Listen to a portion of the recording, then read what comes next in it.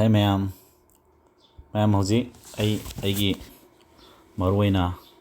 ai yam nungsibiba satra ai buluna khanjaba satra sing ai offline da class yauriba satra sing amasung YouTube ki through da ai video yengbiriba ai ngodai knowledge lauraga mai pake khanjariba ai bu thajariba satra sing da khallaga ai hojik se mayam gi damakta competitive exam tha matamda advanced chapter haraga khangnaba algebra, trigonometry, geometry, mensuration, amasung data interpretation and graph yawbase makoi mangaje ko Chsl gumba 10+2 gumba ko kamaya secondary level Chsl gumba makoi ji sidesida CPU gum exam ko adagi even CDS gum exam sida yamna maruina question ko adagi yamna hanganba topic mangaje makoi jineba ko 50 approximately 50% sang ni moide hange si mangaje ataina arithmetic gumba saruk to di hankadui ko memory chapter sing dugi hangduini ado high chapter si hamna maru oibana maram ora kanjida aina hojik lokhaliba plan je te kemnate chapter 1 by 1 ko ahmad algebra de horaka aji theory amasung magi tongan makal question je maximum yarim kai yamna hot pai tare sorakna algebra ai 500 plus question gumba question changa hena iji solution je fazana explain toroga maitelon da gyan ta na ai satra sing da pige na khalle ado hojik se aini ihana packet ka duba chapter se algebra ne bako ado aigi smart board ti leibni ado smart board sida ai video semba haiba se aina ta ka duriba question note na singba se hana smart board sida fazana semdo thamam sang khut yam sang ba thaba oi aigi mating pangbino mi mjida ka oi ado ai hojik matik sana leite ado ai ju thaba khara chinjabana maram oraga ai satra gi mating ju pangningba aduna maram oraga ai hojik ai laptop to toroga ai hojik kano je video ji semakadwine bako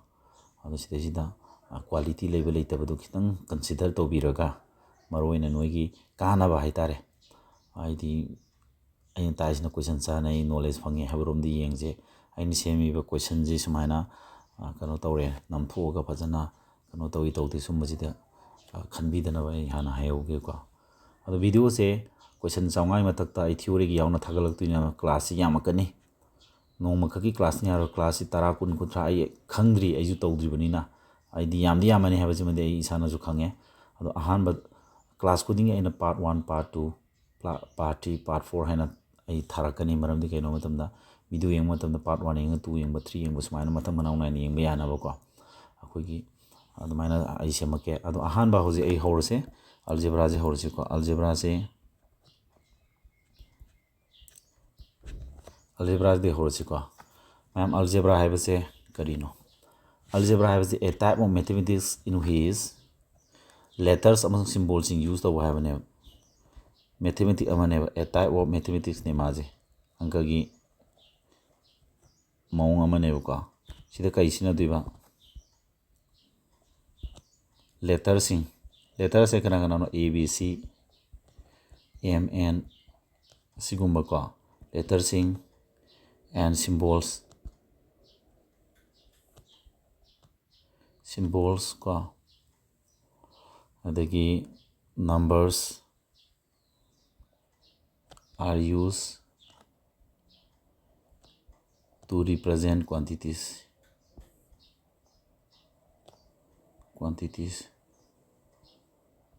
ko makoi sina ba habane ko algebra je ko algebra se jaw ko is letters in ni letters in the variable hand kor ka duini adagi numbers ko numeral oina numbers je digits na same number sing je makoi sina ka adi symbol sing ju sina ka ni kanda ba ja quantity ji motion boina ko asiguma je algebra ka udini si anka ji ko the algebra je akona learn tawge hetara ga di kari di hon learn tawge da ge matam na ahan mada magi algebra gi basic changde da khara leiri bu ko madu sing do aina noina delhi do coaching chalu dragasu ko yaraba ai samakna honaba horko da algebra ji knowledge ꯃꯆꯤꯠ ꯃꯌꯥꯝ ꯍꯩꯔꯛꯈꯤꯕ ꯃꯌꯥꯝꯗꯣ ꯄꯨꯟꯁꯤꯜꯂꯒ ꯑꯩꯅꯅꯦ ꯑꯜꯖꯦꯕ꯭ꯔꯥ ꯑꯃꯁꯨꯡ coordinate geometry ꯍꯥꯏꯅ ꯁꯤ ꯖꯒꯥꯁꯤꯗ ꯀꯣ ꯑꯜꯖꯦꯕ꯭ꯔꯥꯒ coordinate ꯖꯤꯑꯣꯃꯦꯇ꯭ꯔꯤꯒꯤ ꯑꯩꯅ ꯊꯤꯑꯣꯔꯤ ꯍꯥꯏꯇꯥꯔꯦ ꯑꯩ ꯏꯁꯥꯅ ꯁꯦꯝꯖꯕ ꯊꯤꯑꯣꯔꯤ ꯀꯝꯄꯥꯏꯜ ꯇꯧꯕ ꯍꯥꯏꯇꯥꯔꯦꯀꯣ theory and formula short tricks compile by ꯑꯩ ꯏꯁꯥꯃꯛ ꯕꯕꯨ ꯃꯁꯛ ꯈꯣꯡꯁꯝ ꯀꯣ ꯑꯩ ꯀꯟꯇꯦꯛ ꯅꯝꯕꯔ 7005047257 ꯁꯤ ꯀꯟꯇꯦꯛ ꯅꯝꯕꯔꯁꯤꯗꯤ ꯍꯧꯖꯤꯛ ꯄꯥꯏꯗ꯭ꯔꯦꯀꯣ ꯑꯩ ꯍꯥꯟꯅ 2018 17 ꯑꯗꯨꯋꯥꯏꯗ ꯁꯦꯝꯈꯤꯕꯅꯦ ꯑꯩ ꯀꯥꯎꯔꯦ ꯑꯗꯨꯋꯥꯏꯗ ꯁꯦꯝꯈꯤꯕ ꯑꯩꯒꯤ ꯁ꯭ꯇꯗꯤ ꯅꯣꯠꯅꯦꯕ ꯍꯦꯟ ꯔꯤꯇꯟ ꯅꯣꯠꯅꯦ ꯁꯤ ꯌꯥꯝ ꯀꯥꯟꯅꯗꯣꯏꯅꯤꯀꯣ ꯁꯤꯗꯒꯤ ꯍꯧꯅ ꯑꯩ ꯇꯥꯛꯀꯦ ꯃꯔꯝꯗꯤ ꯀꯩꯒꯤꯅꯣ ꯍꯥꯏꯕꯗ ꯁꯤꯒꯤꯗꯒꯤ ꯊꯤꯑꯣꯔꯤ ꯈꯔ ꯅꯩꯅꯗꯗꯤ ꯌꯥꯔꯣꯏꯕꯀꯣ ꯑꯗꯣ ꯍꯧꯔꯁꯦ ꯍꯧꯖꯤꯛꯁꯦ ꯑꯍꯥꯟꯕꯗ ꯁꯤ ꯑꯜꯖꯦꯕ꯭ꯔꯥ ꯐꯣꯔꯃꯨꯂꯥꯁ ꯀꯝꯄꯥꯏꯜ ꯕꯥꯏ ꯁꯥꯔ ꯕꯨꯕꯨ ꯃꯆꯥ ꯑꯩꯅ ꯀꯝꯄꯥꯏꯜ ꯇꯧꯕꯅꯤ ꯁꯤ ꯌꯥꯝ ꯀꯥꯟꯅꯕꯅꯤ ꯁꯤꯗ ꯉꯥꯛꯇꯅꯦ ꯍꯧꯖꯤꯛ ꯀꯣꯏꯁꯟ ꯍꯪꯉꯛꯀꯗꯣꯏꯁꯤ ꯁꯤꯗꯩꯅꯤ ꯀꯣꯏꯁꯟ ꯑꯌꯥꯝꯕ ꯂꯥꯛꯀꯗꯣꯏꯁꯤ ꯀꯣ ꯁꯤ ꯀꯣꯏꯁꯟ ꯂꯥꯛꯀꯗꯣꯏꯅꯤ ꯁꯤ ꯅꯦꯛꯁꯇ ꯄꯥꯏꯒꯗꯕꯅꯤ ꯁꯤ ꯃꯃꯥꯡꯗ ꯑꯩꯈꯣꯏꯅ ꯑꯜꯖꯦꯕ꯭ꯔꯥ ꯇꯧꯕ ꯃꯇꯝꯗꯀꯣ ꯃꯥꯒꯤ ꯐꯣꯔꯃꯨꯂꯥ ꯃꯌꯥꯝ ꯑꯩꯅ ꯀꯝꯄꯥꯏꯜ ꯇꯧꯕꯁꯤꯡ ꯃꯊꯪ ꯇꯥꯛꯂꯛꯇꯣꯏꯅꯤ ꯑꯍꯥꯟꯕꯗ ꯅꯪꯅ ꯄꯥꯗꯣꯏꯁꯦ ꯑꯥꯏꯗꯦꯟꯇꯤꯇꯤ ꯍꯥꯟꯅ ꯄꯥꯗ ꯌꯥꯔꯣꯏꯕꯀꯣ ꯑꯥꯏꯗꯦꯟꯇꯤꯇꯤꯁꯤꯡꯁꯤ ꯀꯩꯅꯣ ꯍꯥꯏꯁꯤ ꯀꯣ ꯑꯜꯖꯦꯕ꯭ꯔꯥ ꯑꯃꯁꯨꯡ ꯀꯣꯑꯣꯔꯗꯤꯅꯦꯠ ꯖꯤꯑꯣꯃꯦꯇ꯭ꯔꯤꯒꯤ ꯑꯜꯖꯦꯕ꯭ꯔꯥꯏꯛ ꯑꯥꯏꯗꯦꯟꯇꯤꯇꯤ ꯍꯥꯏꯕꯁꯤ ꯁꯤ ꯍꯥꯟꯅ ꯈꯪꯗ ꯌꯥꯔꯣꯏ ꯑꯥꯏꯗꯦꯟꯇꯤꯇꯤ ꯍꯥꯏꯇꯥꯔꯦꯀꯣ ꯑꯥꯏꯗꯦꯟꯇꯤꯇꯤ ꯍꯥꯏꯁꯤ ꯀꯩꯅꯣꯁꯤ ꯍꯥꯟꯅ ꯄꯥꯗ ꯌꯥꯔꯣꯏꯕ ꯀꯣ ꯁꯨꯃꯥꯏꯅ ꯑꯥꯏꯗꯦꯟꯇꯤꯇꯤ ꯍꯥꯏꯁꯤ ꯀꯩꯅꯣ ꯁꯤ ꯍꯥꯟꯅ ꯄꯥꯗ ꯌꯥꯔꯣꯏꯕ ꯑꯥꯏꯗꯦꯟꯇꯤꯇꯤ ꯍꯥꯏꯕꯗꯤ ꯑꯩꯈꯣꯏ ꯏꯀ꯭ꯋꯦꯁꯟꯒꯨꯝꯕꯅꯦꯕꯀꯣ ꯏꯀ꯭ꯋꯦꯁꯟꯅꯤ ꯑꯣꯏꯗꯣꯏꯅꯤ x + 3 = 5 ꯍꯥꯏꯗꯣꯏꯅꯦꯕꯀꯣ ꯁꯤꯅ ꯏꯀ꯭ꯋꯦꯁꯟ ꯑꯃ ꯑꯣꯏꯗꯣꯏꯅꯤ ꯀꯣ ꯁꯤꯗ x ꯒꯤ ꯚꯦꯂꯨꯁꯤ ꯀꯌꯥ ꯇꯥꯏ 5ꯇꯒꯤ 3 ꯈꯥꯏꯗꯣꯛ 2 ꯇꯥꯗꯣꯏꯅꯦꯕ ꯑꯣꯡꯂꯤ x ꯅ 2 ꯑꯣꯏꯀꯥꯟꯗ ꯁꯤꯒꯤ ꯏꯀ꯭ꯋꯦꯁꯟ ꯄꯤꯔꯝꯃꯤꯕꯁꯦ ꯆꯨꯝꯍꯟꯒꯅꯦꯕꯀꯣ ꯑꯇꯩ x ꯅ ꯍꯧꯖꯤꯛ ꯑꯇꯣꯞꯄ ꯚꯦꯂꯨ 3 ꯒꯨꯝꯕ ꯄꯨꯠ ꯇꯧꯔꯛꯏ ꯉꯁꯦꯕ ꯑꯗꯩ ꯏꯀ꯭ꯋꯦꯁꯟꯁꯤ ꯆꯨꯝꯕ꯭ꯔꯥ ꯌꯦꯡꯉꯣ x ꯅ 3 ꯁꯤꯟ ꯇꯥꯔꯒꯗꯤ 3 + 3 6 ꯁꯣꯝꯗꯅ 5 ꯃꯥ ꯆꯨꯝꯗꯦꯀꯣ ꯑꯣꯡꯂꯤ x ꯅ 2 ꯑꯣꯏꯀꯥꯟꯗ ꯁꯤ ꯏꯀ꯭ꯋꯦꯁꯟꯁꯤ ꯆꯨꯝꯅꯦꯕ ꯑꯗꯨꯅ ꯁꯤꯅ ꯅꯣꯔꯃꯦꯜ ꯏꯀ꯭ꯋꯦꯁꯟꯅꯤ ꯑꯗꯨꯒ a + b ² = a² + b² + twice ab ꯍꯥꯏꯔꯁꯦꯕ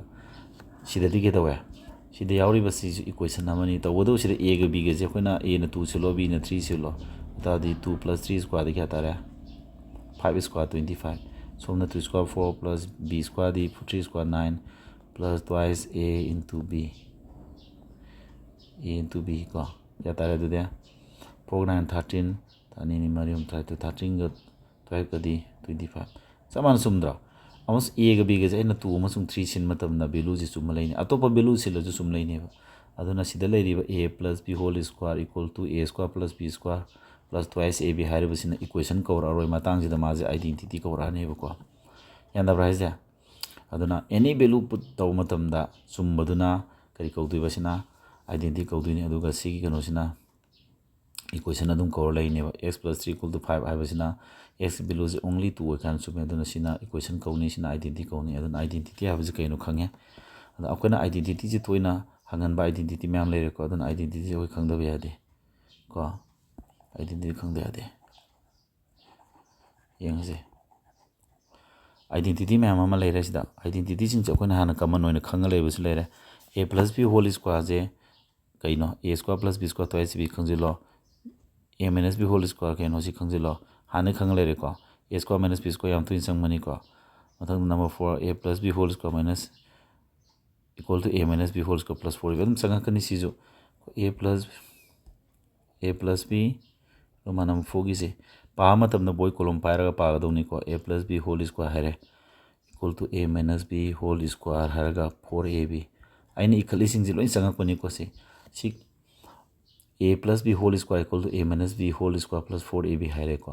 ꯅꯪ ꯁꯥꯗꯣꯛꯑꯣꯕ ꯁꯥꯗꯣꯛꯀ ꯑꯗꯨꯝ ꯇꯥꯔꯛꯀꯅꯤ ꯁꯤ ꯁꯥꯗꯣꯛꯄ ꯈꯔ ꯇꯝꯃꯣ ꯁꯥꯗꯣꯛ ꯁꯥꯖꯤꯟ ꯈꯔ ꯇꯝꯃꯒ twice ab ꯂꯥꯛꯑꯣꯏꯗ꯭ꯔꯥ ꯁꯤ ꯐꯣꯔꯃꯨꯂꯥꯁꯦ a - b² ꯁꯥꯗꯣꯛ ꯉꯁꯤ ꯂꯩꯔꯦ + 4ab ꯂꯩꯔꯦ ꯑꯅꯤꯁꯤ ꯁꯥꯏꯟ ꯃꯥꯟꯅꯗꯦ ꯂꯥꯏꯛ ꯇꯥꯝꯗꯤ ꯑꯣꯏꯀꯣ ꯂꯥꯏꯛ ꯇꯥꯝ ꯍꯥꯏꯕꯗꯤ ꯁꯤꯒꯤ ab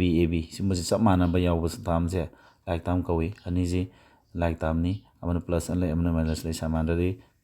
ꯈꯥꯏꯗꯣꯛꯅꯔꯅꯤ ꯑꯗꯨꯗꯤ a² + b² + ꯂꯩꯕ ꯃꯁꯤꯡꯅ ꯆꯥꯎꯔꯅꯤ + twice ab ꯇꯥꯔꯛꯑꯅꯤꯀꯣ ꯑꯗꯨꯗꯤ ꯁꯤꯗꯤ ꯀꯔꯤ ꯐꯣꯔꯃꯨꯂꯥ ꯇꯥꯔꯦ a + b² ꯇꯥꯔꯛꯑꯗ꯭ꯔꯁꯦ ꯑꯗꯨꯅꯤ ꯁꯨꯃꯥꯏꯅ ꯐꯣꯔꯃꯨꯂꯥꯁꯤ ꯁꯥꯗꯣꯛ ꯁꯥꯖꯤꯟ ꯇꯧꯕꯁꯤꯃ ꯈꯔ ꯇꯝꯍꯧꯒꯗꯧꯅꯤ ꯕꯣꯏ ꯀꯣꯂꯣꯝ ꯌꯥꯎꯔꯒ ꯄꯥꯕ ꯍꯥꯏꯇꯥꯔꯦ ꯄꯪꯄꯥ ꯄꯥꯕ ꯅꯠꯇꯕ ꯑꯗꯨꯃꯥꯏꯅ ꯇꯧꯔꯗꯅ नंबर 5ꯀꯤꯁꯤꯁꯨ 4ꯒ ꯍꯥꯏꯐꯦꯠ ꯃꯥꯟꯅꯔꯦ number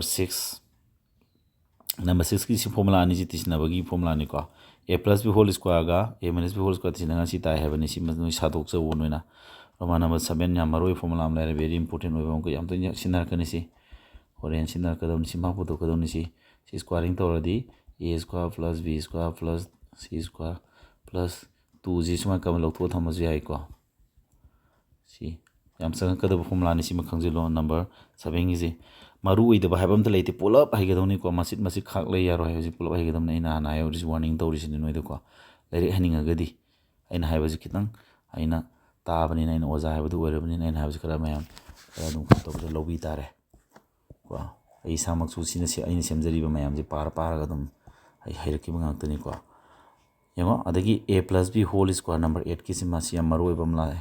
a plus b whole square formula जिमा को अनि थोना लई अनि मक यूज तो यादुनी माई माई मतंग लाए बसिगी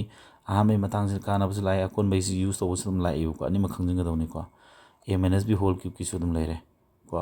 सुमाना सी फॉर्मूला जिम लेरे अदगी सी नि सब माने को पोजीशन खेने वे वन सब माने अदसी सादोय मखल अनि खंजिलो अदगी नंबर 10 11 की सदम हम संगमनी 10 गजे हम संगमनी को आइदी कनो दसु सिंप्लिफिकेशन दसु हम संगे बसिगी आइडेंटिटी है बसे हमारो थना कनो मांगे आइडेंटिटी है बसे हाइंग सिंप्लिफिकेशन बेस क्वेश्चन दसु सिंप्लिफिकेशन बेस क्वेश्चन दसु अदम संग कनेबा खुदम ओइना हारबदा क्वेश्चन नंबर हजिकी 9 गिजे फॉर्मूला नंबर 9 10 गिजे फॉर्मूला नंबर 10 जे संग क्वेश्चन नंबर हेत फिरकेबा को नोदा समाना 2.78 into 278 into 2.78 mahasine 7.22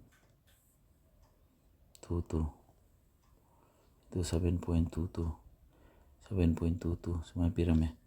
adai makhada na sumai pirame bako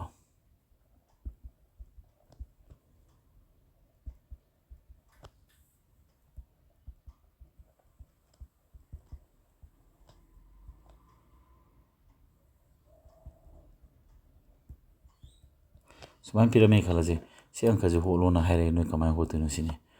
atadi sida akhona tawdi se roman number 10 gi identity pan formula ji mathak to lezi kenu si lezi a sa e ning khalo 2.75 a ni khalo a cube lawidra 7.2 sin b ni khalo b cube lawidra mathak si a cube plus b cube la ni 2.75 sin 2.7 s in a sagram ne si a square la mani sina a sagram ni sina b ni a b minus a b adu makha sina si b sa b square plus b square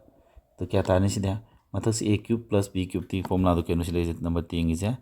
a plus b सी ना तो a plus b whole into a square minus ab plus b square ने मिला तो इसे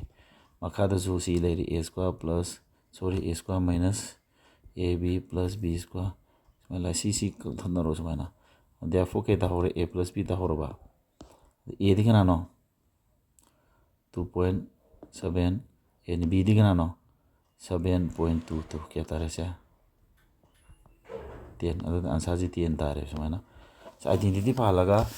को सुम identity से सिंप्लिफिकेशन base होइबा question the जो दुम होल संगकनी बदुना आइडेंटिटी जे अदुगी जु काना रे को हैना निंगी जे अलजेब्रा की अते अंक होल खाना जु काना दो लेरबनी अदुम सी पाबदि लेप यादे को लोइना खंजिन Gadaba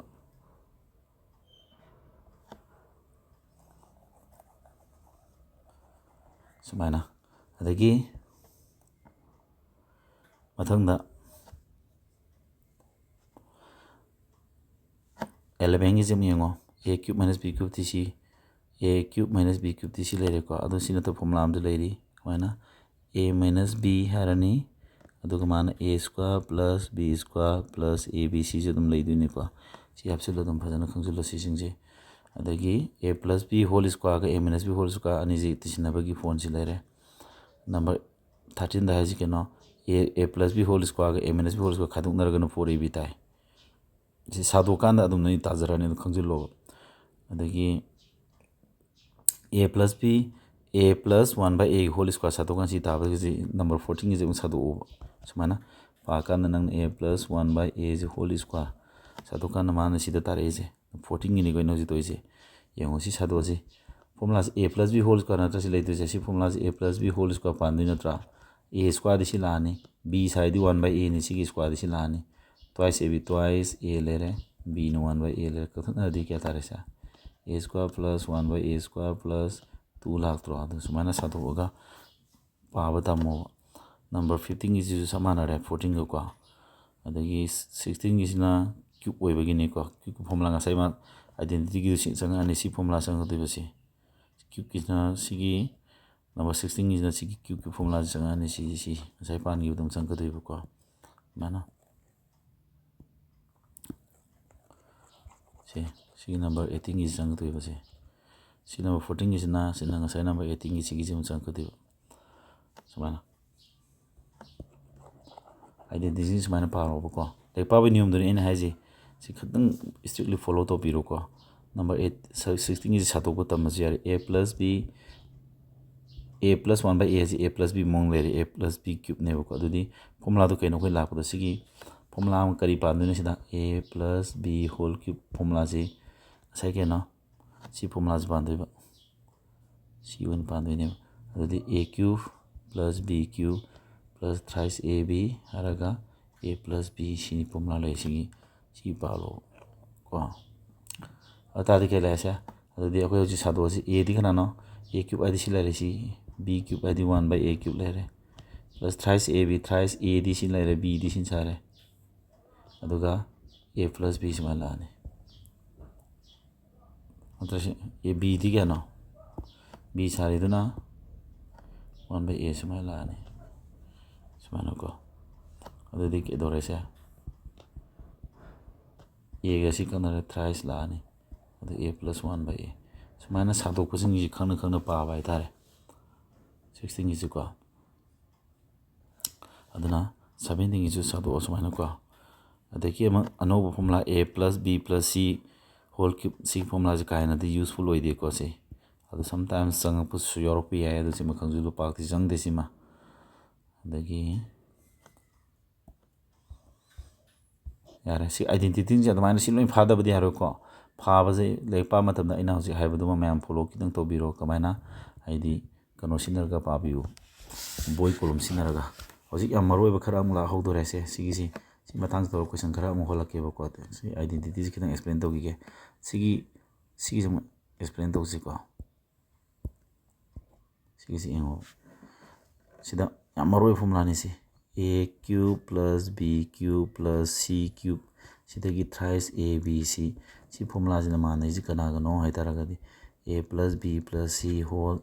to a square plus b square plus c square minus ab minus bc minus ca si ma maru e adi ama akona khangbam lai si marak thana ko a plus b a square plus b square c square minus ab minus bc minus ca haiba se sidesi kana ga mana ge matamda si formula je akoina si sado ko sem eng je si sado ko sem ko खुदिमक से अखोना 1/2 कमन lower से को 1/2 कमन लो भाई के no 4 + 6 + 8 highway से अखोना 2 कमन लो है दे कमाय दोए कमन लोरी 2 जिने थोता को थमने 2 नो 4 into 2 थोंगे 16 थोदी 3 थोंगे 18 थोदी 4 थोंगे स्माई ई दुई नत्रो अद कमन लो थोदी कमन लो थोई बदुनी येन दुई 2 जिने से येन दुई सिदम येनबा हम थोक येन दुई नत्रा अद कमन लो थोकपगी नियम जे सिनार कान जे दा अखोय हाफ कमन लो रे हाफ कमन लो दी a square से दा हाफ ने लोइद्रो हाफ ने means twice a square la oidro se और ताली से twice a square la ani sina twice b square la ani sina twice c square la ani sina minus twice ab twice bc minus twice ca sima la oidro multiply to wan hane pibam ta ni multiply to hane pibam ta roidro ta ni ko half sim thamo adu di sima la to se a square twice a square am lo ro b square am lo ro adagi twice ab maga sima group mom pun gro plus sidagi b square am lo ro sidagi c square am lo ro sidagi minus twice bc am lo ro ko adagi plus sidagi c square am lo ro adagi sidagi a square am lo ro minus twice ca sima na ko sima lo ro sima la ni hojik lai ri film du kai de ko a square sorry a square am layer sida a square am layer ani twice a square si yare ko b sida b square am layer sida b square ani tisina twice b square sida c square am layer sida c square am layer twice c square ya nagre ko minus twice a b c si layer to twice b c have dana sida layer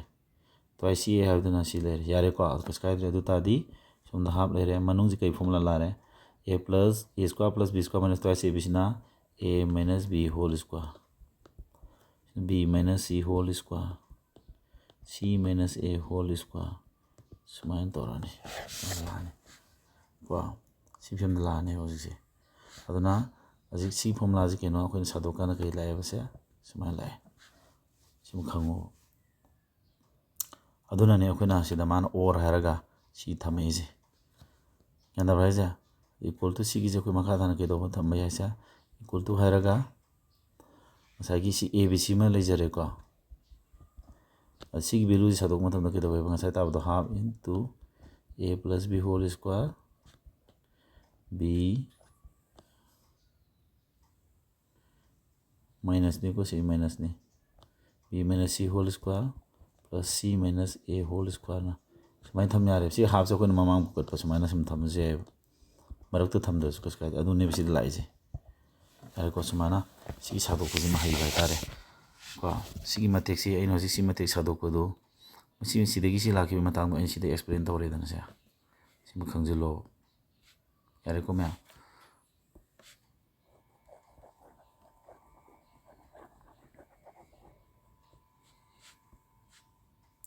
ade matham da si identities kan to ji ma matek simulation ki ko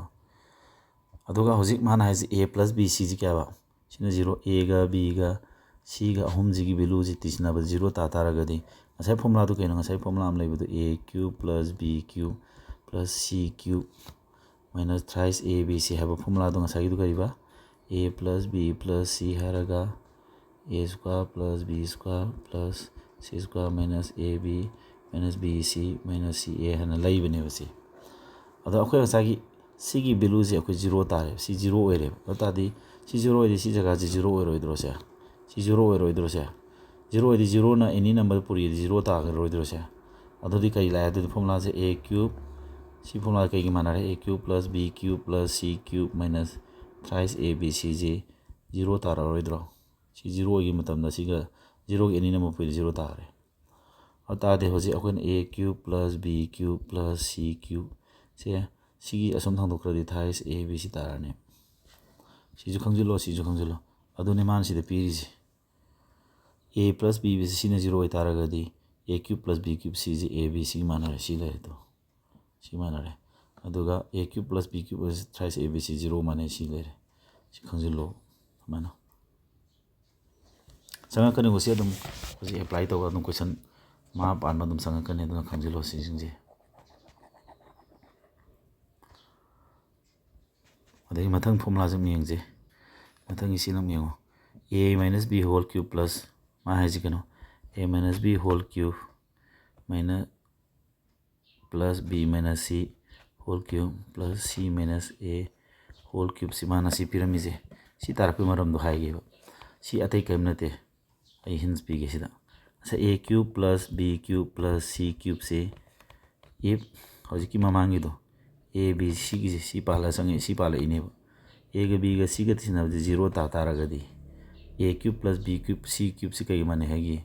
thrice a b c ga mane hem natra or amana a cube plus b cube plus c cube c minus thrice a b c 0 ga mane hem natro c ga natra c ga mane hem natro karam khanda a ga b ga c tisna 0 ta ta c dum oine habne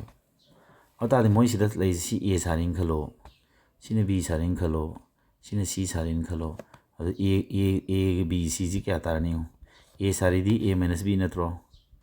b saina b minus c natro c saina c minus a natro moi om tisinaro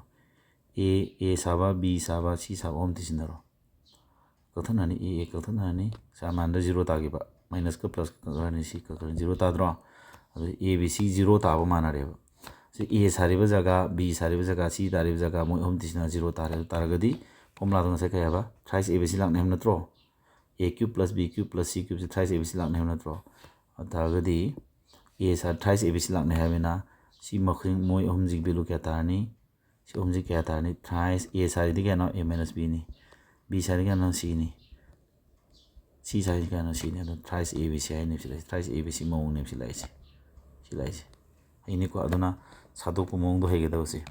सिदगी सिलाई मोंग से मान खंग चटखिबा अदु तारगदी फरे अदगी म करी मान अमा हाबो करीबा अदगी म सी 0 तारे हम नत्रो अदगी म सी थ्राइस ए बी सी मान अदु असम थांदोखि तारगदी सिदेजी इक्वल टू 1 वाले रमी असम सखि तारगदी माइनस हारगा सम सखरन सम साइड 0 लेहोबा सिगे पुलिनेबा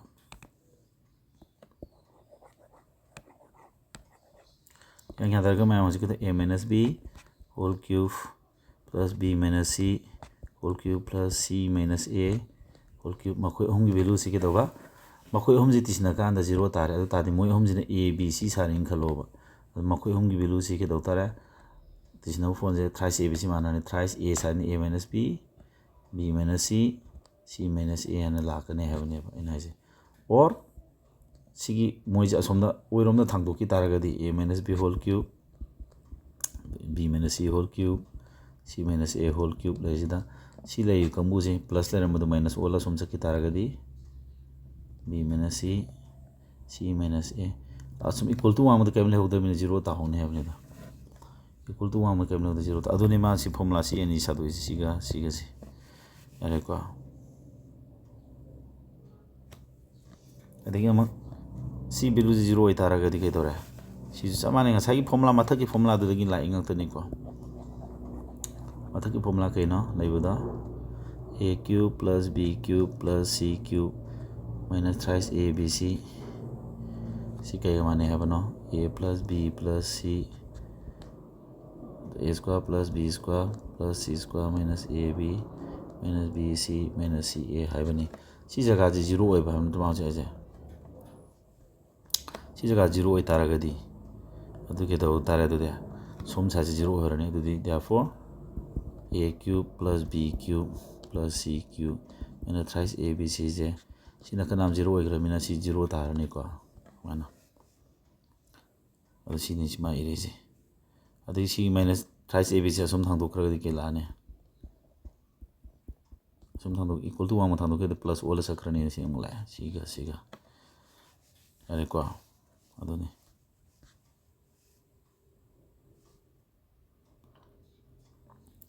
दो मानव करे यारे ए ग बी ग सी की वैल्यू हम जो माने है ने अददी हम सी ग माना रेन खलो मोय हम तिसिना फोन ग सी ग माना भाई से ए बी सी माना दे यारो ए ने बी ने सी ने मान दे यारो एबा यंदा भाई जा ए ग बी ग सी मान दे यारो है बगे अथदी के नो मतमदा सी b जु c जु a ग माना नि लोरो अदु तादि सी a क्यूब ले जरे सी b क्यूब सु a क्यूब हाइन थम यारे सी c क्यूब सु a क्यूब हाइन थम यारे सोम साज के ता थ्राइस a क्यूब ला रो द्रो द सोम इक्वल टू 1 मदना के दोबा सोम ना थ्राइस ले रे a ग b माना नि a दिम थमो b जु a ग माना नि a थमो c जु a ग माना नि a नि सिलो अदु थ्राइस a क्यूब ताद्रा थ्राइस a क्यूब माना रे को अदुना सी मतांग a ग b c हम जु माना नि है ने मान सी हरमिस सुमाइना खंगना पाबा है तारे फॉर्मूला में लेरमे आइडेंटिटी लेरेना ब्लाइंड पाबा न तो सुम अइनो जिन सी एक्सप्लेन तौबद मतम चंगीदना सुमाइना नोइजु चंगना पाओ अदु नत्री मैदि खितंग मखोंग सिंगबो वानेबको माइना अदगी अमख सिम एक्सप्लेन तो याम काना मम सलाया को सिदाजिना a minus b whole square गा plus b minus c whole square गा c minus a whole square गा मखो उमजि 0 तारे और तादी a minus b whole square 0 तारमगनी सिनी मरमदी स्क्वायर तो है बजे एनी नंबर अब माइनस 1 स्क्वायर तो बोइगेरा 1 स्क्वायर तो बोइगेरा 1 पॉजिटिव तारा इदन से स्क्वायर तो रदी पॉजिटिव वैल्यू ने पॉजिटिव वैल्यू हम स्क्वायर तो है जे करी मसिम स्क्वायर तो है जे पॉजिटिव और माइनस होइगेरा प्लस होइगेरा स्क्वायर बु तो रदी एनी नंबर दा नन स्क्वायर तो पॉजिटिव तार तो से अदगी प्लस 2 दा तोरजु अदम पॉजिटिव तारकनेबा अदुना आइना हाइदी सी स्क्वायर तो वाइजन ताकपदी स्क्वायर तो वन हाइजन ताकपदी सी वैल्यू से पॉजिटिव पॉजिटिव ओइबा वैल्यू हम जिना 0 ताबा जे ओइथोय करमानो ओइथोकनी है तारगदी सिदा लेरिबा a - b स्क्वायर जे सी 0 ओरम ताबा सी जगह 0 सी जगह 0 सी जगह 0 ओइकान ओइथोकनेबा अदु सी जगह 0 ओइरिन खलो अदु तादी a minus b whole square दो 0 तादी a minus b 0 तारामने अदुदी a पोथो क्या तादी b जिसम तादो a equal to b a b मानाराने अदगी म सिदा b minus c whole square जिसु 0 माना दे यारोइबा अदु सिदी b minus c 0 ताराने अदुदी b जे c जिसम तादो b c मानाने therefore likewise समाय तो a ग b मानानी b ग c मानानी समाय हाइबा वाने माइसी को लोइदोरे सी आइडेंटिटीज एक्सप्लेन तो लोइरे को सी लोइरे क्वेश्चन अमानी होलम गे सी पार्ट 1 गे वेनो को मतंग माना हाज x cube minus x square सी x स्क्वायर कमलोदी x minus 1 on लाने हम सी तापति सिदगी बेस तोरगा हिना फॉर्मूला सातो को वाने 5 क्यूब तगी 5 स्क्वायर खादो को से 5 नि खलो 5 क्यूब 5 स्क्वायर खादो को से के 5 स्क्वायर का को 5 स्क्वायर का एक साइड 5 नत्र 5 तो 1 खादो दिया ना 5 स्क्वायर का 4 का माना ने हमने थांगनब नंबर नि की कनोगी समाना मसिंग नि क्यूब का स्क्वायर खादो न वैल्यू सिनिदा अदगी एग्जांपल नंबर 1 एग्जांपल नंबर 2 दा 6 क्यूब तगी 6 स्क्वायर खादो से क्या ताने है नो 6 स्क्वायर का 60 हंदब नंबर 5 तो पुइना का सलोना असम मिनिदा सेनी वैल्यू पुथोक लेतो जारे 21 स्क्वायर दगी 20 स्क्वायर खादो दि नंग तो केनो 21 स्क्वायर दुगा 20 दे महंदा दिगेनो सॉरी एग्जांपल कॉपी जी सोरे बो केनो समाय तो मैना एग्जांपल पी जी सोरे को समाय ना पिरमदी 21 क्यूब तगी 21 स्क्वायर खादो इन खलो अवन तो दिसे 21 स्क्वायर इनटू 20 समाय लाकने है फोन से काना इदना से को 18 क्यूब तगी 18 स्क्वायर खादो तार क्यूब के स्क्वायर खादो गदी 18 स्क्वायर दगी 18 नंबर 17 समाय लाकने है ना एक्शन को समाय तो दना को सिगी पार्ट 1 जिदा अलजेब्रा की है पार्ट 1 जिदा तौरिस केनो अलजेब्रा की होइबा ए मागी आइडेंटिटी खरा नहीं नरे को सुमाइन आइडेंटिटी से मस खंगना चत्रगदि नोय हेंगा रोइबो को से आइडेंटिटी सिजिन जन तो यामना दिसे पेज अमक तने आइजु सिकतने पारे जो कुन पारे जे को आई समंगना पाबदुनि नोयदा इन हायर जे सुमाइन पावर सिजिन खंगना पा अदुम संगपने अदुम हें क्वेश्चन होलकान सी संगे अदुम हायर केबो को अदगी नेक्स्ट अमको सी वीडियो मते सिम लेरे अदगी मथंग दमक दोगे सिगिसे सम यूजफुल रिजल्टाइजेशन अमक दोगे मथंगी नेक्स्ट वीडियो दा इसमाय तोरानी को सी मथंगी सी वीडियो दा इसमायना मथंगी वीडियो दा नाई सिगी कनोजे सिदे लेरिबा सिगनोजे सिगी मागी शॉर्टकट फॉर्मूला में हमसे 40 सुबने वो सिगी खंजिल से हम एक्सप्लेन तो अदुन मथंग वीडियो से तुम खौरांग ngairag lebiyo मैम को मैम हुजी को आई हुजी ngasiगी ahanba algebra gi hujiki eno huji tori class se algebra gi ahanba first class ne ko intori se sigi ai identity maru oiba si angka hotpa de sangada identity sing do ai ta explain tawre noina ju paro ado simpa pu dawni ado apply tor kan he na mai kana ba khang khine ba ko ado ngasiगी part 1 je question kharaga ji nai naram ji ko theory ka sum tak sum ngai te ado question khara ka manga tar mu ya hol ke dawni si part 1 video ji da na ai question khara ka nai na ge ado aina nai na du question je question chawnga ma the nai na ka ne habani aina nai na du le se SSC gi amasung atopa competitive exam gi ko no ni am pa da kana ba Pinnacle publication gi ko Pinnacle publication gi maths की book ने को latest edition को publication की latest edition ने सिगी सिदी यावबा तोंगान तोंगान में variety question है जी सिगी लेक्स्ट कान जे my कनो तो बने को तोंगान तोंगान बा एसएससी लो एग्जाम सिंग क्वेश्चन सिंग जे सिदा कलेक्शन तो हा पने को सीडीएस की करी जे हम कान रखने सिगी जे अदो सीपी नाखन पब्लिकेशन लेक्स्ट दी और क्वेश्चन मैं हम माय होला के को अदो जी क्वेश्चन नंबर 1 जे दगी होट प होरगे theory खरा मा क्वेश्चन खरा मा सम पाजी तो बनिदा हजि माना पिरामिड से x power 4 plus y power 4 equal to x square y square हाइन लेरे हंगी बसिना x power 6 plus y power 6 ꯀꯣ ꯁꯤ ꯍꯪꯕꯅꯦꯕ ꯃꯥ ꯍꯪꯉꯤ ꯄꯣꯠꯁꯦ ꯑꯩꯅ ꯑꯃꯨꯛ ꯁꯥꯗꯣꯛꯄ ꯌꯥꯏ ꯍꯪꯉꯤꯕꯁꯦ ꯁꯨꯃꯥꯏꯅ ꯏ ꯌꯥꯗꯕ꯭ꯔꯥ x ꯄꯋꯥꯔ 6 ꯍꯥꯏꯕꯁꯦ x ꯁ꯭ꯀ꯭ꯋꯥꯔꯒꯤ ꯀ꯭ꯌꯨꯕ ꯑꯗꯨ ꯕꯦꯁ ꯃꯥꯅ ꯄꯋꯥꯔꯅꯤ ꯊꯪꯅꯕꯁꯦ ꯍꯣꯏ ꯄꯨꯏꯅꯉꯥ 6 ꯇꯥꯗꯧ ꯂꯩꯔꯦ ꯁꯤ y ꯁ꯭ꯀ꯭ꯋꯥꯔꯒꯤ ꯄꯋꯥꯔ ꯀ꯭ꯌꯨꯕ ꯍꯥꯏꯅ ꯏ ꯌꯥꯗ꯭ꯔꯣ ꯑꯗꯨꯗꯤ ꯁꯤꯗꯤ a ꯀ꯭ꯌꯨꯕ ꯄ꯭ꯂꯁ b ꯀ꯭ꯌꯨꯕꯀꯤ ꯃꯑꯣꯡꯗ ꯂꯩꯔꯗ꯭ꯔꯣ ꯁꯤꯅꯦꯕ ꯑꯩꯈꯣꯏꯅ ꯁꯥꯗꯣꯛꯇꯣꯏꯁꯦ ꯑꯗꯨꯗꯤ ꯁꯤ ꯁꯥꯗꯣꯛꯀꯦ ꯍꯥꯏꯗꯤ ꯁꯤ ꯐꯣꯔꯃꯨꯂꯥ ꯑꯃ ꯂꯩꯔꯦ ꯑꯩꯈꯣꯏꯅ ꯑꯥꯏꯗꯦꯟꯇꯤꯇꯤ ꯍꯧꯖꯤꯛꯇ ꯇꯥꯛꯈꯤꯕ ꯑꯥꯏꯗꯦꯟꯇꯤꯇꯤꯗꯨ ꯆꯪꯉꯛꯑꯦꯕ ꯀꯔꯤ ꯑꯥꯏꯗꯦꯟꯇꯤꯇꯤ ꯆꯪꯉꯛꯏꯕꯁꯦ a ꯀ꯭ꯌꯨꯕ ꯄ꯭ꯂꯁ b ꯀ꯭ꯌꯨꯕꯀꯤ ꯐꯣꯔꯃꯨꯂꯥꯗꯨ ꯀꯩꯅꯣ a plus b whole into a square plus b square minus a b ꯁꯤ ꯐꯣꯔꯃꯨꯂꯥ ꯑꯥꯏꯗꯦꯟꯇꯤꯇꯤ ꯑꯩꯅ ꯇꯥꯛꯈꯤꯕꯗꯨ ꯆꯪꯉꯛꯑꯦꯕ ꯁꯤ ꯑꯥꯏꯗꯦꯟꯇꯤꯇꯤ ꯌꯨꯖ ꯇꯧꯗꯣꯏꯅꯦ ꯍꯧꯖꯤꯛ ꯁꯤ ꯑꯥꯏꯗꯦꯟꯇꯤꯇꯤ ꯆꯪꯉꯛꯑꯦꯕ ꯁꯤ ꯈꯪꯖꯤꯟꯗ ꯌꯥꯗ꯭ꯔꯦ ꯍꯧꯖꯤꯛ ꯑꯗꯨꯅꯅꯦ ꯑꯩꯅ ꯑꯪꯀ ꯍꯣꯠꯇ꯭ꯔꯤꯉꯩꯗ ꯑꯥꯏꯗꯦꯟꯇꯤꯇꯤ ꯍꯥꯟꯅ ꯄꯥꯊꯣꯛꯎ ꯊꯤꯑꯣꯔꯤ ꯄꯥꯊꯣꯛ ꯍꯥꯏꯗꯣ ꯌꯥꯔꯦꯀꯣ ꯑꯗꯨꯗꯤ ꯍꯧꯖꯤꯛ ꯁꯤ ꯑꯩꯈꯣꯏꯅ ꯄꯨꯊꯣꯛꯇꯣꯏ ꯄꯣꯠꯁꯤ ꯁꯤꯅꯤ ꯑꯗꯨ ꯃꯈꯥ ꯀꯩ ꯇꯥꯒꯦ ꯍꯥꯏꯁꯦ ꯑꯪꯀꯁꯤ ꯌꯦꯡꯒꯦ ꯍꯣꯠꯇ꯭ꯔꯤꯉꯩ ꯁꯣꯝ ꯅꯥꯀꯟꯒꯤ ꯑꯃꯨꯛ ꯍꯣꯠꯂꯁꯤ ꯃꯥ ꯄꯤꯔꯝꯃꯤꯁꯤ ꯁꯤꯗꯤ ꯁꯨꯃꯥꯏꯅ ꯂꯥꯛꯇ꯭ꯔꯣ minus x square y square ꯍꯥꯏꯔꯒ 0 ꯇꯥꯗ꯭ꯔꯣ ꯁꯨꯃꯥꯏꯅ ꯁꯤꯗꯤ ꯁꯨꯃꯥꯏꯅ ꯂꯩꯇꯕ ꯁꯤꯗꯤ a ꯒꯤ ꯁ꯭ꯀ꯭ꯋꯥꯔ ꯄ꯭ꯂꯁ ꯁꯤ y ꯅꯤꯀꯣ ꯁꯤ y ꯑꯣꯏꯒꯗꯧꯅꯤ y ꯁꯤꯅ b ꯁꯥꯏꯟꯅꯤꯀꯣ y ꯁ꯭ꯀ꯭ꯋꯥꯔꯁꯤꯅ b sign a square +b square minus ab ꯒꯤ ꯃꯑꯣꯡ ꯂꯩꯇ꯭ꯔꯣ ꯁꯨꯝ 0 ꯁꯤ ꯇꯥꯗ꯭ꯔꯣ ꯑꯩꯀꯣ ꯑꯗꯨꯗꯤ ꯁꯤ 0 ꯃꯥꯟꯅꯔꯦ ꯑꯗꯨꯗꯤ ꯑꯩꯈꯣꯏꯅ ꯍꯧꯖꯤꯛ ꯁꯤ ꯍꯣꯠꯊꯔꯛꯄꯁꯤ ꯁꯤ ꯃꯈꯥ ꯁꯝꯊꯔꯛꯑꯒꯦꯀꯣ ꯁꯤꯗ a cube plus b ꯀ꯭ꯌꯨꯕꯇꯤ a plus b ꯍꯥꯏꯔꯦ a ꯄ꯭ꯂꯁ b ꯁꯤ ꯅꯠꯇ꯭ꯔꯣ a ꯁꯥꯏꯟ ꯁꯤꯅꯤ b ꯁꯥꯏꯟ ꯁꯤꯅꯤ a ꯁ꯭ꯀ꯭ꯋꯥꯔ ꯍꯥꯏꯗꯤ x ꯁ꯭ꯀ꯭ꯋꯥꯔꯒꯤ ꯁ꯭ꯀ꯭ꯋꯥꯔꯗꯤ a ꯁꯤ ꯂꯩꯔꯦ b ꯁ꯭ꯀ꯭ꯋꯥꯔ ꯍꯥꯏꯗꯤ ꯁꯤ ꯂꯩꯔꯦ ꯃꯥꯏꯅꯁ ab ꯍꯥꯏꯗꯤ ꯁꯤ ꯂꯥꯛꯑꯣꯏꯗ꯭ꯔꯣ ꯂꯥꯛꯑꯣꯏꯗ꯭ꯔꯣꯁꯦ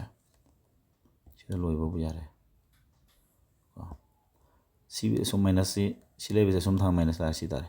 ꯁꯤꯗꯒꯤ ꯀꯔꯤ ꯈꯪꯉꯦ ꯁꯤ ꯚꯦꯂꯨꯁꯤ ꯀꯌꯥ ꯇꯥꯔꯦꯕ 0 ꯃꯥꯟꯅꯕ ꯅꯠꯇ꯭ꯔꯣ ꯑꯗꯨꯗꯤ ꯁꯤ ꯖꯒꯥꯁꯦ 0 ꯃꯥꯟꯅꯈ꯭ꯔꯦꯕ ꯁꯤ ꯑꯗꯨ ꯇꯥꯔꯗꯤ 0 ꯄꯨꯏꯅꯔꯗꯤ 0 ꯄꯨꯏꯅꯒꯗꯤ ꯀꯩꯗꯧ ꯇꯥꯔꯦꯁꯦ 0 ꯄꯨꯏꯅꯔꯗꯤ 0 ꯇꯥꯔꯣꯏꯗ ꯇꯥꯔꯛꯇꯣꯏ ꯄꯣꯠꯁꯦ ꯑꯗꯨꯅ ꯑꯟꯁꯥꯔꯁꯦ 0 ꯇꯥꯔꯅꯤ ꯍꯥꯏꯕꯅꯤꯗ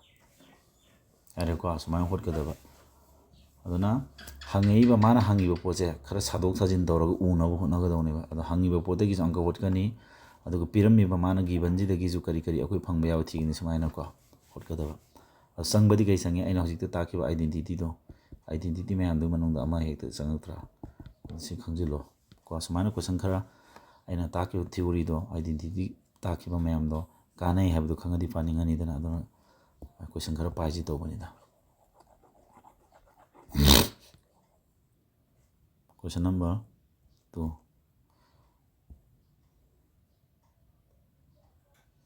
क्वेश्चन नंबर 2 दा हाइज के है ना ax plus by equal to 1 bx plus ay equal to twice ab a square plus b square है बने अखोना ना सिदादी पुटिंग गुमा मेथड फालो अंक से खला है ना पुटिंग वैल्यू पुट तोक्सन पुटिंग b जी 0 नि सिंजलो b 0 सिंजला से क्या ताने से b 0 सिंजला दे क्या तारे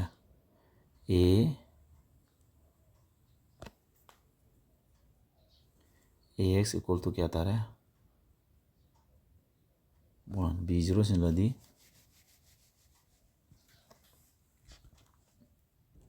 खोना ना सिदा अखोगी b 0 सिलीजे a 0 सिलोरसी a Cina 1 सिलजे b ना 0 सिंजन a ना 1 सिंजन इक्वेशन पिरामिड गिवन इक्वेशन जे सी लेरे मन सी अनी जिनेबको अनीमक सिंजन b 0 सिंगान दी b जगह 0 सिलमिना b y Gaji पुरीनबद 0 Tarana ax equal to 1 तारे a की value the 1 सिनमनिना x equal to 1 तारने a दी 1 सिलेदना कोना को सुमाना अदगी म सिदा जुम सिंजलो सी इक्वेशन जिदा सिंजलो सिदा सिंजन b वैल्यू 0 सिंजन नत्रसा b वैल्यू 0 सिंजलदी सी जगह 0 तारनी प्लस a वैल्यू 1 सिनमनि 1 into y दी 1 into y लानी b वैल्यू 0 से मथक्सी 0 पुरी 0 तारनी मखादा a दी 1 स्क्वायर b दी 0 स्क्वायर अदुदी मथ सी 0 देनी नम 0 तारनी अदु ताकोदी y वैल्यू क्या तारे 0 सुमाना को अदु मा होजि पुथवाइज केनो मा पुथवाइजी x in terms of ab x in terms of kana value da x in terms of A and B पुथो है बने अतादी सिद्धि ऑप्शन दे कि अपन पुथो सिंधा ऑप्शन दे कनानो twice B A square plus B square को सिद्धि दा हज़िकी अपना सिंजंगी बा A का B का वैल्यू जो सी यूज़ तो होता B तो 0 सिंगरमी 2 into 0 A square दी क्या ना 1 square B square दी 0 square तो दी मतलब 0 दा any नंबर मखा तो 1 ये 0 तारे x की वैल्यूज क्या ना मां पुते x ए a b की थ्रू दे पुथो है बने बा असे x की वैल्यू से क्या फंगी 1 फंगी बने अदो ऑप्शन दा 1 फंग बथिर कदन 0 फंगे सिदी याद रहा ऑप्शन नंबर b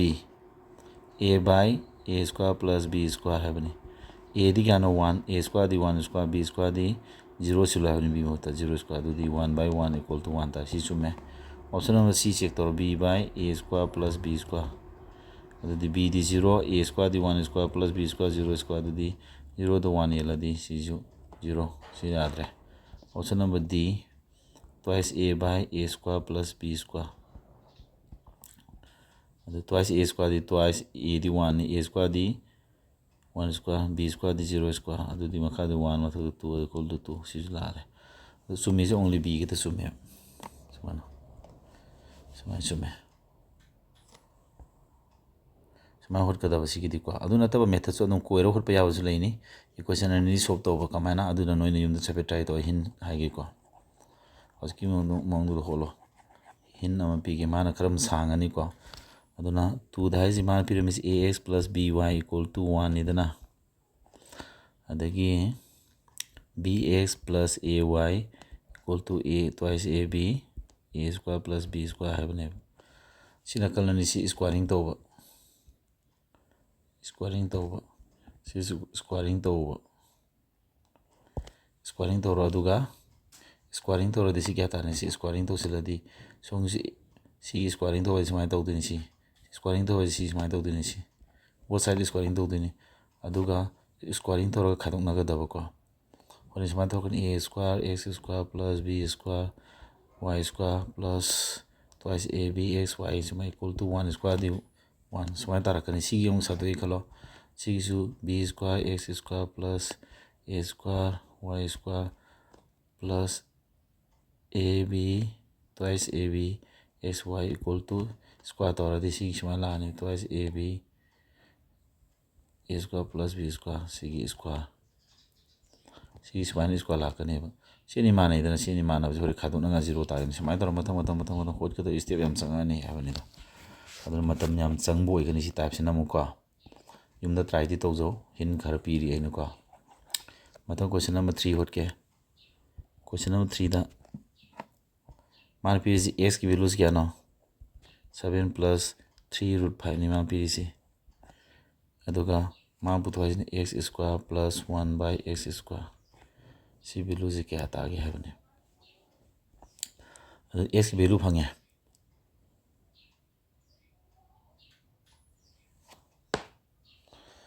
अदे सिंपल x की वैल्यू सी होता रगदी कोना 1 by x पुतो के दी 1 by x पुतो के तारग मतलब का ओनरनी सी माना को अदुसी मखाला इस a plus b मोंग ले अदु a minus b नि पुरी तारे a plus b मोंग ले दी a minus b नि पुरी a minus b नि पुरी रो a minus b नि पुरी रो तो क्या तारे मतलब a square दी 7 square ने a plus b whole into a minus b मोंग ले दी a square ला होई draw a square the 7 square 49 minus b square दी 3√5 की square दी क्या नो c square दी 9 को √5 की square दी 45 ता देनी है समाना है नहीं को तो पूरे लानी मथुतना 7 minus 3√5 समाना लानी अदु क्या तारे से मखास 49 दी 45 का दो दी 4 तारबा मतलब 7 minus 3√5 लानी आई फोन हम लायम तो पूछता मैं ओके को आई छात्र में कॉल तो पसोरादगी मुस्लिम छात्र में को आई यूट्यूब से यंग कांजदा आई क्लास से पामे अदुन आई नाक तला वरियो ते खर सनागे लाको अदुगिनी को आई वीडियो रिकॉर्ड कन तोरी कांजदा लाय सुमाना यूट्यूब से इन वीडियो थकप से पाम्बी बे छात्र योरप से आई यामना नुंगाइ जै को परे अदु हजकी अंक जे सुमाने x piramani adugi 1 by x puthoe aina hoji tawri si rationalization tawba koi ko makhaje rational number tan baje class 9 de yawuduni sumaina x ka 1 by x ka phange adudi x plus x ka 1 by x ka tisna bai problem puthoji x ti kya no 7 plus 3 root 5 aduga 1 by x na kya 7 minus 3 root 5 by 4 ne adu tisna di makha alsam 4 ta ni si makha kam le to 1 ni khalo si 4 ta ni adu di 4 no puri di ai te ko ni pan mari 3 root 5 plus 7 minus 3 root 5 si angka makho ngam sol la di sum makha dong na ba tap tu ni ko 20 ka 7 ga si pun be yare 35 ta bra 12 root 5 tagi 3 root 5 khadu di kya ta re 9 ta bra plus 9 5 ta bra maka smile ko x plus 1 by x khang ya du ta de akhon je kaino putok thise da si akhon squaring to dina ta adu si squaring to sang squaring to ta re angka ji makha da akhon to di squaring to di x plus 1 by x squaring to ta ga magi value si squaring to dia ro 35 plus 9 root 5 se si ba 4 si squaring to dia ro wa hoji kya ngang du phone nong tore ma ai address hang la ini ko ai push thama ga mate video solution dia ro dori hoji x plus 1 by x square to ba si ko to dore si square som je tong si square to ga tar x square plus 1 by x square la ni si plus twice ab this man la idro si x square kya ta horone 2 ta horone ko 2 da thomas somna kya ta ra si square ta ni sumana ang khadi khara sang ani ko palaite adi square ta this kya ta ra si variety question na tha bani si mai question si variety question na ji makhal khara lutak to question makhal oidu ne amana ko adu di si squaring to di makha 4 ji 16 num lejarani 4 is square ta ni mathak is di 35 square di 1225 la ni 9 square di 81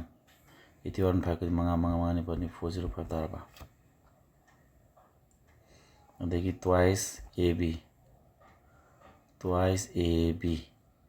adu di 2 is 70 ga 9 ga 630 twice ab 630 root 5 chuma la ni 2 je som nom sakrani ko 2 je som sakita ga di minus la sakrani adu kumai dau tare sa 2 je som sakradi inga si ko 2 je som sakrani adu di 125 ka sigari ga tare this is not 405 122 ka di 1630 tare plus 630 root 5 minus sara ka small si la ni somna minus 2 la ni that is 16 to the 32 1630 plus 630 root 5 minus 31 को नहीं तो 16 लाने क्या तारा 16 है 32 खाई दो तो क्या तारा सीधा 30 खाई दो दी 1601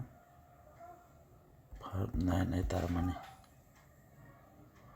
देखिए plus 630 root 5 तारे अदो तो मथक दा इजिंग 2 न लोइन थोदी अनि तरे ट्राम नि ट्राम पर अनि पंद्राइम प्लस 2 ने थोदी 315 root 5 2 जी स्माइ तो को सुम द 2 ने थोदी 2 into 16 8 2 कनरे अदो दे क्या ता होरे से अंक जे मखा ता दे जी मतलब 799 plus 315 की root 5 मखा दना 8 ता बसमाना सी ऑप्शन नंबर डी तारे so angka ji sumana hota dia ro ko ra calculation gum ma ji tal loi ta bani pa leite ko yare ko ja mathang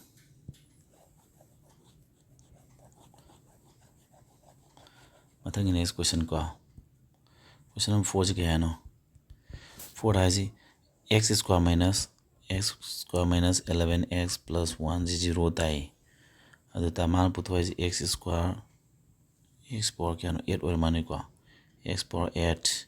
minus 14159 x to the power 4 plus 11 below putwa hai ni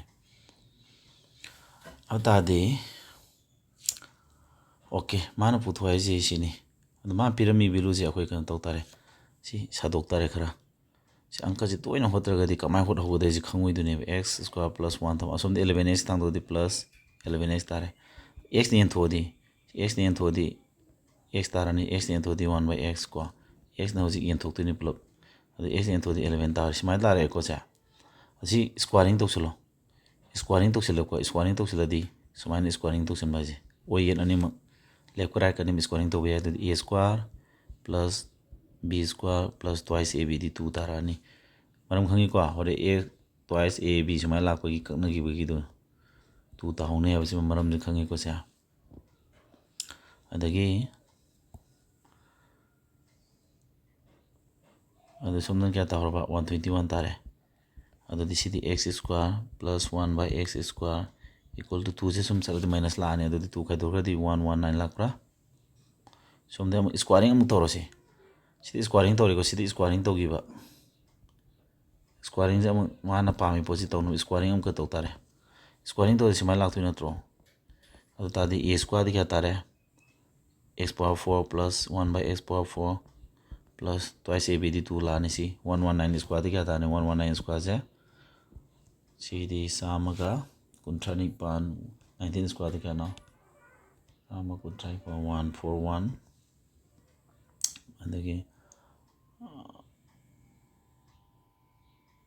19361 नत्रो 61 लाने सिमाना 19 square की in mine calculation सुम तो वाने को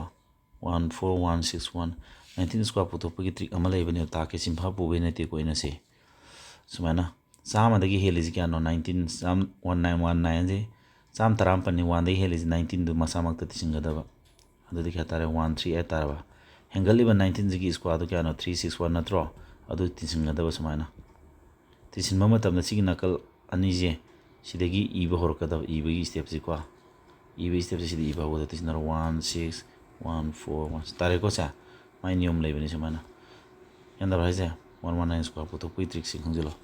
अदि सी 2 जे सम चक्र दिखा ताने x power 4 plus x 1/x power 4 तो 1 सिदी 2 खाइदो खर दिखा 141 तुम खाइदो दी 59 तार मनी ने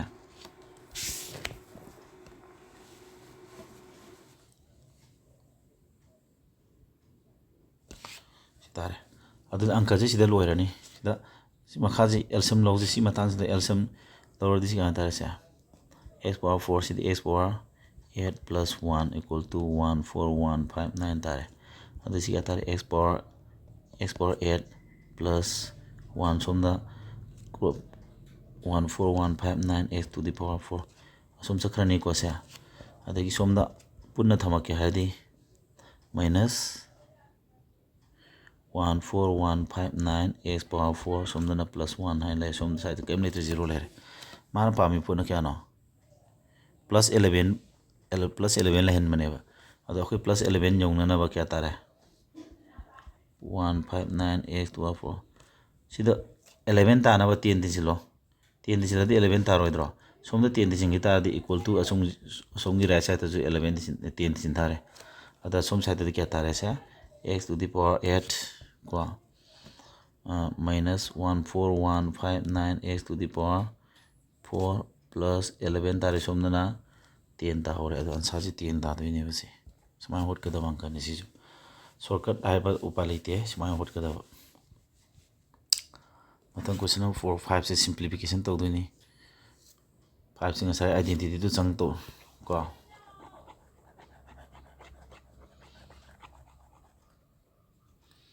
क्वेश्चन नंबर 5 से ना साइ आइडेंटिटी संग 1 minus m q plus m minus n cube plus n minus 1 whole cube 1/4 तारानी मसिको सिदे अंक ओटस वे मान काउसन तौरगा को मरमदि केगनो है मतमदा सिगी वैल्यू जे क्या तादिनो सिदे a सी a सारिंग खलो सिने b सारिंग खलो सिने c सारिंग खलो मखोयम जे a plus b plus c जे 0 तानी तारोइद्रो योने तिसिनौने 1 minus m plus m minus n plus n minus 1 0 तारोइद्रो सा साइ मानदे कतनो 0 ताद्रो 0 तारे को अदोने 0 तारे मोजी 0 तारागा दे के तारे साइ होना है बतो a cube plus b cube a cube आदि सिने त्रो सी वैल्यू से क्या ताने बा m minus n a cube plus b cube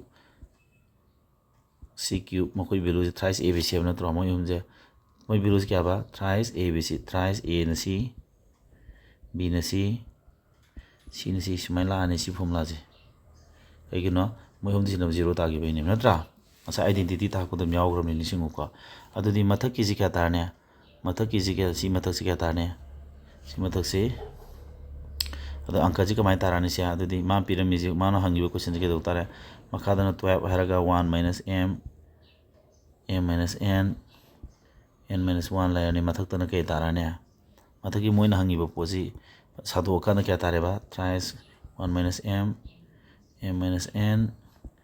minus 1 C cancel ना करने 3 by 12 ले हो रने वो को अदुना 1 by 4 ताराने हम उबा सी दी सेकंड मंगा की क्वेश्चन ने को सेकंड मंगा दा नोई तो इन उद्री बहिनी को थिंगदे बहिनी क्वेश्चन से तक येंग बगा ngasai formula ma'am identity ma'am दो कोक तो हा लगा लेतारगदी खंगगा लेतारगदी है को अदु तादि चलों उंगम ने अदु फादो आइडेंटिटी सिंग दो मतंग 6 को 6 की सबिंग ऑप्शन जाउ 6 फाउ तोरमगे ngasi di को 6 की जम के है नो क्वेश्चन से पास है क्वेश्चन से के है no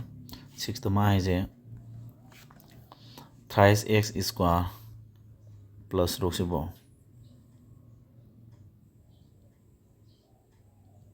plus twice kx plus 3 equal to 0 है बने सी वैल्यू से माइज के है ना for what positive value k की कर्म positive value दा सी की इक्वेशन से रियल एंड इक्वल रूट आई दुई है अखोई की क्वाड्रेटिक इक्वेशन के अमा लेदाने क्वाड्रेटिक इक्वेशन की थ्योरी अमा लेबने सी मतंग सी थ्योरी आउट यार क्वाड्रेटिक इक्वेशन की मागी फॉर्मुलेस के नो ax स्क्वायर मागी bx plus c equal to 0 quadratic equation की मागी इक्वेशन दुनिया ना से जनरल इक्वेशन दो सीधे सीधा मागी x की वैल्यू से कमाई p minus b plus minus b square minus 4ac by twice a है बने सीधे सीधा b square minus 4ac से ना डिस्क्रिमिनेंट का इतना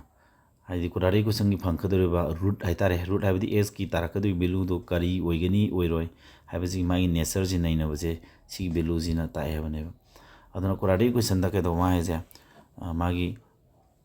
quadratic equation है तारगदी को ई फोन हम पाई दे याद्रे ई काट की कनो